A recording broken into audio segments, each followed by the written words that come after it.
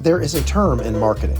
It's an acronym, MAYA, most advanced yet acceptable.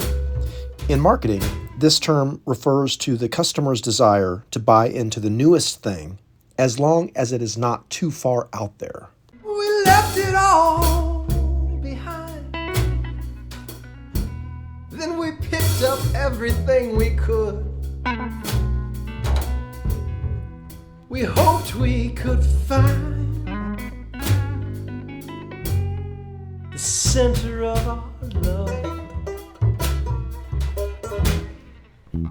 Most advanced yet acceptable. People want to buy into the next great thing, but if it is too far out there, if we do not have a sufficient context for the advancement in technology or thought, then we will not buy in. And this is what concerns marketers: buy-in. I want what is most advanced, but I will not buy into an advanced idea if it is unacceptable to me. Maya. Why might an idea or product appear to us as unacceptable? It could be that the idea is just obviously bad or hurtful, and that is why it appears unacceptable. However, let's not assume too quickly that human consumers have some innate common sense about what products are good or bad. Hearts and minds are two. Maybe we stretched out way too soon, taking shots in the dark,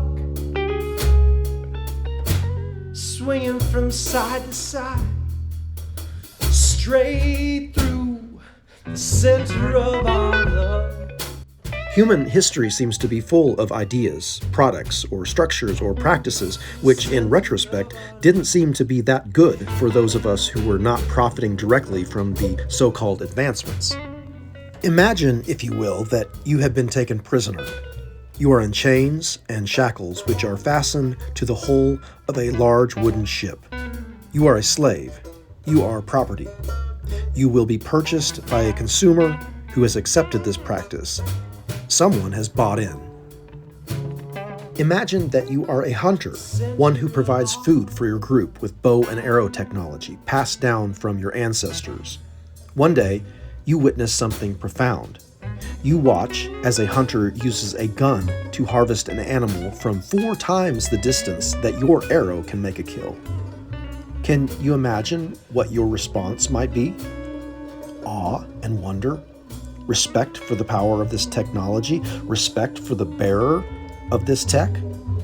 Fear, perhaps, at the sight of this tool that you have no context for. Perhaps it is a difficult hunting season, and your family is hungry, which causes you to envision the possibilities. Perhaps you are impressed with the technology to such an extent that you overcome your apprehensions and you approach this foreign hunter.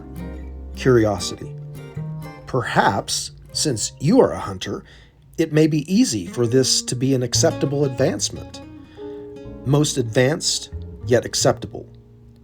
Perhaps this mysterious hunter hands 3 rifles to you while gesturing to your hunting grounds. How do we wisely approach these issues with one another? The lasting and continuing effects of genocide and slavery, whose scars are still evident, we might say, in what we call consumerism. The Wetiko spirit, that which will consume and consume and consume without end. Perhaps the hunter has very different ideas than you about land ownership, real property.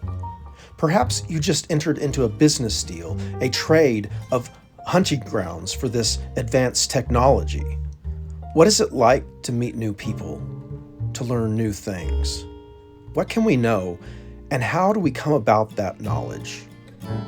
The comedian Dave Chappelle tells a story about an African-American slave who was given his freedom and a piece of land. Pretty soon afterwards, he had purchased his own African slaves, and he was participating in the very system that enslaved him. We buy into the systems and social contracts into which we were born, even if they are not helpful to our fellow human beings, it seems. We are not the only species to use tools. Chimpanzees and crows are intelligent enough to use objects from their environment to give themselves a reproductive advantage, apparently. Human technology seems to be quite different. Our hunger for the most advanced technology seems to be a threat to the very inventor of that technology, us. Is this not what the human condition is like? Sometimes we justify our means as a way to an end.